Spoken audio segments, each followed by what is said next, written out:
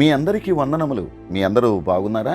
ఈరోజు దేవుని వాక్యము హెబ్రీయులకు రాసిన పత్రిక 10వ అధ్యాయము 23వ వచనం.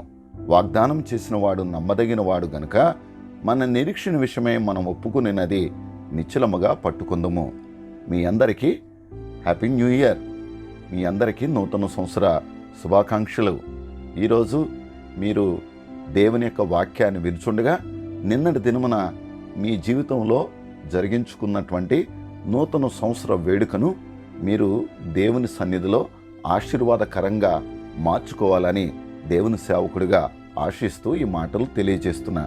నిన్నటి దినమున మీకు జరిగినటువంటి ఆ యొక్క నూతన సంవత్సర వేడుకలలో దేవుడు మీ జీవితంలో ఏ వాగ్దానం అయితే చేసి ఉన్నాడో ఆ వాగ్దానమును నెరవేర్చుటకు ఆయన సమర్థుడు అని ఈ వాక్యము ద్వారా ఆయన తెలియజేస్తున్నాడు. అయితే మనమేం చేయాలి?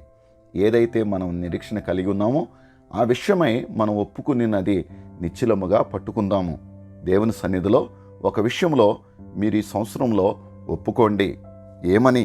దేవా, నీ కొరకు నేను సాక్షిగా బ్రతుకుతా, పరిశుద్ధంగా, నీతిగా, యథార్థంగా లోకములో నిన్ను చూపించే వ్యక్తిగా నేను జీవిస్తా అని మీరు ఏదైతే తీర్మానం చేసుకుంటారో దాన్ని నిశ్చలముగా పట్టుకుని ఈ సంవత్సరంలో మీరు జీవించండి.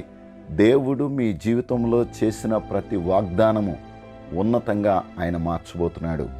అలనాడు తన యందు విశ్వాసం ఉంచినటువంటి అనేక మంది భక్తుల జీవితంలో ఆయన జరిగిస్తూ వచ్చాడు. నేటి దినాన్ని కూడా ఆయన జరిగిస్తూ వస్తూ ఉన్నాడు. నిన్న, నేడు, రేపు ఒకటే రీతిగా ఉన్నటువంటి దేవుడు నీతో ఉన్నాడు అనేటువంటి సత్యాన్ని నువ్వు మరొక ఆయనను నీ హృదయంలో చేర్చుకుని ఈ లోకంలో జీవించు. నమ్మదగిన దేవుడు నీతో ఉన్నాడు అనేటువంటి ధైర్యంతో, విశ్వాసంతో ముందుకు సాగు. ఈ 2024 సంవత్సరం మీరు దీవెనకరంగా మార్పు చెందుతారు, ఆశీర్వాదకరంగా మార్పు చెందుతారు. అలా మార్పు చెందాలని దేవుని సేవకుడిగా కోరుకుంటూ ఈ మాటలు ముగిస్తున్నా. దేవుడు ఈ నూతన సంవత్సరంలో మిమ్మలను, మీ కుటుంబాలను ఉన్నతంగా ఆశీర్వదించునుగాక. ఆమేన్.